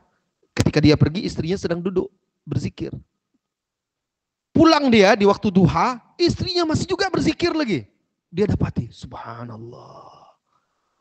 Lalu Rasulullah ajarkanlah ibadah sunnah yang lain yang bisa mengalahkan itu. Dia tidak perlu duduk zikir lama-lama sampai seperti itu. Dibimbing oleh Rasulullah SAW. Nah ini apa? Semangat para istri-istri Rasulullah SAW itu untuk apa? Untuk beribadah. Ya, jadi tidak ada pertentangannya antara menjaga ibadah sunnah dengan taat kepada suami. Selama ibadah sunnah itu tidak menghalangi Anda menunaikan kewajiban yang wajib kepada suami. Tapi kalau seorang suami istri ini sama-sama tujuannya adalah Allah, tentu suaminya juga paham memberikan kesempatan kepada istrinya untuk ibadah sunnah. Dan sebagai seorang wanita, dan kita semuanya juga melihat ibadah sunnah itu harus ada, kita prioritaskan ibadah-ibadah sunnah itu yang paling besar keutamaannya. Jadi tidak sembarangan juga. Misalnya di antara ibadah-ibadah sunnah yang sangat besar keutamaannya apa? Salat sunat rawatib. Di antara salat sunat rawatib itu ada pula yang paling besar pula keutamaannya seperti qabliyah subuh. 2 rakaat sebelum subuh atau sebelum fajar, salat subuh. Yang tidak pernah ditinggalkan oleh Rasulullah SAW baik ketika safar maupun ketika dia bermukim. Kalau salat qabliyah dan ba'diyah lainnya itu, kalau beliau safar, beliau tidak kerjakan. Nah, kemudian salat malam, salat witir yang juga tidak pernah ditinggalkan. Ini juga harus dijaga. Nah, ini kita harus tahu pula mana ibadah-ibadah sunnah yang keutamaannya lebih besar dari yang lainnya. Kemudian harus kita ketahui bahwa Allah membukakan pintu-pintu amalan dan kebaikan kepada orang itu berbeda-beda. Ada orang Allah bimbing dan Allah mudahkan dia untuk ibadah sunnahnya dalam sedekah. Maka dia sedekahnya luar biasa, sangat dermawan. Ibadah lainnya dia kurang. Ada orang kuat dia salat malamnya, ibadah lainnya dia kurang. Ada orang kuat dia dalam membaca Al-Quran, ibadah sunnah lainnya dia kurang. Masing-masing itu Allah berikan keutamaan-keutamaan yang berbeda. Ada pula orang yang Allah kumpulkan pada dia keutamaan-keutamaan. Dzalika fadlullah yu'tihi man yasha' min ibadi. Itulah dia anugerah, karunia, nikmat Allah yang Allah berikan kepada hamba-hambanya yang dia kehendaki. Datanglah fuqara, masakin, orang-orang miskin dari sahabat menemui Rasulullah SAW. Lalu mereka berkata, ya Rasulullah, zahaba ahlud dusur bil ujur. Wahai Rasulullah, orang-orang kaya, mereka semuanya memborong pahala. Yusalluna kama nusalli, yasumuna kama nasum. Mereka salat seperti kami salat.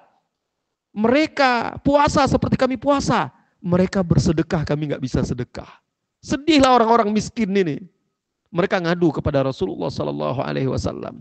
Tidak bisa seperti teman-temannya yang kaya. Karena dahulu para sahabat itu saling berlomba untuk melakukan kebaikan dan ibadah. Kalau tidak bisa mereka sedih. Lalu akhirnya Rasulullah bimbing mereka. Rasulullah ajarkan zikir setelah sholat. Membaca subhanallah 33, alhamdulillah 33, Allahu akbar 33, digenapkan dengan la ilaha illallah wahdahu la syarika la lahul mulku wa lahul hamdu wa huwa ala kulli syai'in qadir menjadi 100. Rasulullah katakan itu sama seperti bersedekah, seperti yang dilakukan oleh teman-teman saudara-saudaramu. Lalu mereka amalkan. Setelah itu beberapa lama setelah itu mereka datang lagi kepada Rasulullah Sallallahu Alaihi Wasallam. Mereka ngadu lagi, ya Rasulullah, mereka teman-teman kami orang-orang yang kaya itu, mereka ikut juga mengamalkan seperti yang kami amalkan. Rupanya mereka tahu pula, mereka jaga pula zikir setelah sholat itu. Sementara mereka tidak bisa sedekah. Rasulullah katakan kepada mereka, dzalika fadlullah yu'tihi man yasha'u min ibadihi. Itulah nikmat yang Allah berikan kepada hamba-hamba yang Dia kehendaki. Ya, ada yang dilebihkan oleh Allah dengan hikmah dan keadilan yang Allah yang lebih tahu. Nah, begitu juga wanita-wanita. Dia bisa lihat apa yang bisa dilakukan di antara ibadah sunnah yang tidak menghalangi dia dari kewajiban terhadap rumah tangga dia, suami dia maupun istri dia. Baik, ini yang bagian pertama dari pertanyaan. Kedua tadi masih ada. Kedua, ketika salah seorang sahabat datang. Sahabat ini yang tadi itu, sahabat ini dia dari Badui. Datang dia menunggang kudanya atau ontanya, masuk dia sampai ke masjid. Lalu dia bertanya, siapa di antara kalian Muhammad bin Abdullah? Karena Rasulullah itu ketika duduk di majelisnya dia sama seperti waktu itu, di masa itu masih sedikit orang. Dan beliau belum dibuatkan mimbar. Jadi duduk sama aja seperti sahabat yang lain. Penampilannya biasa saja sehingga orang yang baru kenal tidak bisa membedakan mana sebenarnya Rasulullah. Lalu akhirnya Rasulullah Shallallahu Alaihi Wasallam mengatakan, saya Muhammad bin Abdullah. Kemudian dia semakin mendekat kepada Rasulullah Shallallahu Alaihi Wasallam. Lalu dia berkata, ya Rasulullah, aku akan bertanya kepadamu dan aku akan bertanya dengan keras. Wa usyaddid alaika, dan jangan engkau tersinggung, kata dia. Dan memang dia kasar dan keras, tapi Rasulullah menghadapinya dengan lapang dada. Karena dia tahu ini orang dari hidup di gurun-gurun, bukan di kota kayak di Madinah. Lalu dia katakan, saya adalah utusan kaum saya dan saya akan menanyakan kepadamu dengan pertanyaan yang sangat keras. Lalu dia tanyakan, Allah amaraka, wahai Rasulullah, apakah Allah yang memerintahkanmu untuk mengajarkan kepada kami 2 kalimat syahadat? Ya, kata Rasulullah. Lalu dia tanya lagi, apakah Allah yang memerintahkanmu mengajarkan kepada kami untuk menegakkan sholat 5 waktu? Benar, kata Rasulullah SAW. Terus sampai rukun Islam yang 5 itu. Lalu dia katakan, wahai Rasulullah SAW, saya akan jaga 5 perkara ini, saya tidak akan lebihkan dari itu dan saya tidak akan kurangi. Dia ingin jaga yang itu saja. Lalu apa kata Rasulullah SAW ketika dia sudah pergi? Apa kata Rasulullah? In sadaq dakhalal jannah. Jika dia betul benar menjaganya, maka dia akan masuk surga. Nah, lantas apa hubungannya itu dengan ibadah sunnah? Apakah dia tidak ingin menambahkan ibadah sunnah? Jadi dia memang hanya menanyakan 5 perkara karena waktu itu dia baru masuk Islam. Dan memang benar ini adalah pokok-pokok Islam. Kalau seandainya ada orang menjaga itu, insya Allah dia akan masuk surga karena itu ibadah fardu. Walaupun dia tidak melakukan ibadah-ibadah sunnah, tapi ibadah sunnah ini adalah penyempurna sehingga membuat kedudukannya lebih tinggi di sisi Allah Subhanahu wa taala. Lalu sahabat ini pulang ke kaumnya, kemudian dia berdakwah dari pagi sampai petang, seluruh kaumnya masuk Islam. Waktu itu luar biasa sekali. Walaupun dia orang awam dan baru masuk Islam, tapi dengan ilmu yang terbatas itu dia sampaikan sesuai dengan yang dia pelajari. 5 perkara itu dia sampaikan kepada kaumnya dan mereka akhirnya masuk Islam kaumnya. Allahu a'lam. Silakan kalau ada pertanyaan yang lain. Boleh bertanya langsung. Oh, ini ada pertanyaannya. Saya baca dulu ini. Assalamualaikum Ustaz. Waalaikumsalam. Mohon dijelaskan tentang apa saja dosa-dosa kecil yang sering disepelekan itu. Mohon contohnya. Dosa-dosa kecil, kita pertama bedakan dahulu apa yang dimaksud dosa besar, apa yang dimaksud dengan dosa-dosa kecil. Dosa-dosa besar itu adalah dosa-dosa yang ada ancamannya langsung di dunia dan di akhirat. Ancaman hukumannya. Atau ada hukumannya di dunia seperti hukuman had, potong tangan, kisos, ya, atau rajam, atau cambuk, ya. dan sejenisnya. Atau dilaknat oleh Allah pelakunya dan diancam dengan azab. Nah ini dosa-dosa besar. Dan dosa besar itu banyak. Sebagian ulama seperti Imam Az-Zahabi mengarang kitab Al-Kabair. Kemudian Imam Ibnu Hajar Al-Haytami juga mengarang kitab tentang dosa-dosa besar, kumpulan-kumpulan dosa besar. Imam Az-Zahabi sendiri di situ mengumpulkan lebih dari 70 jenis atau macam dosa-dosa besar. Mulai dari syirik, kemudian durhaka kepada orang tua, sihir, riba, dan seterusnya. Nah, disebutkan satu persatu. Nah, setelah kita tahu dosa besar, bahwa dosa besar itu yang ada ancaman langsung dari Allah dan Rasulnya, dilaknat pelakunya, kemudian ada hukumannya di dunia, ini dosa besar. Selain daripada itu, maka itu dihitung dosa-dosa kecil. Misalnya seperti berbohong, ya, kemudian mangkir dari janji, kan tidak disebutkan ancaman-ancamannya secara langsung, hukumannya juga di dunia secara langsung, atau juga memandang sesuatu yang diharamkan, mendengar sesuatu yang diharamkan, atau hal-hal lainnya, ya, yang tidak sampai kepada batasan dosa besar, dan itu banyak sekali, ya, banyak sekali sikap-sikap kita sesama saudara-saudara kita, ya, mungkin kata-kata kita atau sikap kita kepada keluarga, istri kita, anak kita, kepada suami kita, yang tidak sampai ada ancaman-ancaman langsung tentang dosanya atau hukumannya di dunia, dan tidak ada ancaman dilaknat pelakunya, itu adalah dosa-dosa kecil. Termasuk dosa-dosa kecil, misalnya dengan sengaja melalaikan sholat. Melalaikan sholat di sini bukan meninggalkannya, ya, bukan meninggalkannya.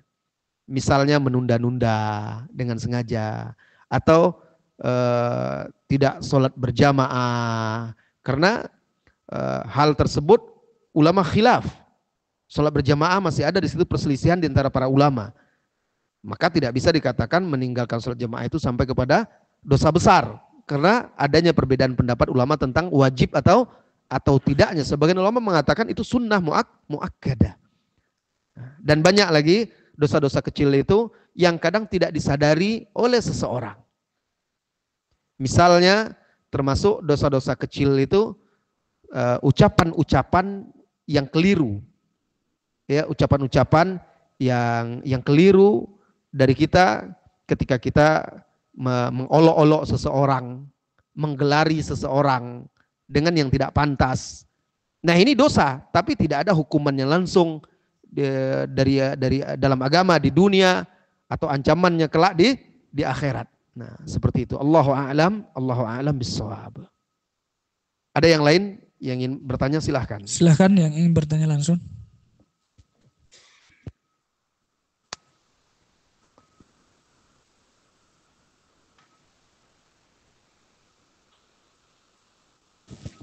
Tidak ada? Belum ada pertanyaan. Kalau tidak ada, kita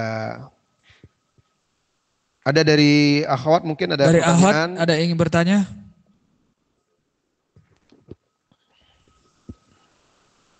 Baik. Dari ibu-ibu? Nampaknya cukup, Ustaz. Alhamdulillah. Baik, jamaah semuanya, semoga Allah Subhanahu wa taala senantiasa meneguhkan kita di atas manhaj yang hak, jalan yang telah ditempuh oleh Rasulullah sallallahu alaihi wasallam, para sahabat dan ulama-ulama yang mengikuti mereka dengan baik. Semoga Allah Subhanahu wa taala senantiasa melimpahkan kepada kita ilmu yang bermanfaat dan membantu kita, menguatkan kita untuk beramal dengannya hingga akhir hayat kita. Amin ya rabbal alamin. Sampai di sini kajian kita. Wassallallahu wasallam ala nabiyyina Muhammadin walhamdulillahi rabbil alamin. Assalamualaikum warahmatullahi wabarakatuh.